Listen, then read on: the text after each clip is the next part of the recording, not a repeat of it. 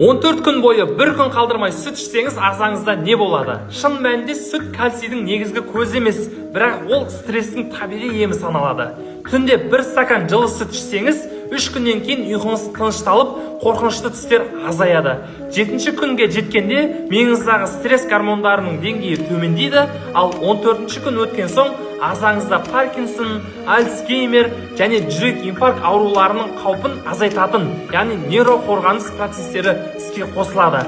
Сүт құрамындағы трифтофан, кальций мидағы серотонин және мелатонин өндірісін арттырады. Айтыңызшы, осыны бұрын білдіңіз бе? Бұл видеоны сүт ішпейтін досыңызға жіберіңіз. Табиғи сүт таба алмасаңыз, уайымдамаңыз. Табиғаттың өзінен алынған таза бұлақ суы да ағзаңыздың тепе-теңдігін қалпына келтіріп, жүйке жүйесін тыныштандырады. Судың табиғи минералдары ішкі энергияны арттырып, иммунитетті күшейтеді. Көктөбе ана бұлақ дәл сондай су. Тау қойнауынан тікелей алынған әр тамшысы табиғи күшпен шипа. Өттегі тасты, бүйректегі тасты, сахар, давленияны, эндокриндік жүйелерге өз пайдасын беріп, яғни зат алмасуды, май алмасуды реттейтін дәл осы ана бұлақ суы. Білмейтін досыңызға жіберіп, бөлісе кетіңіз.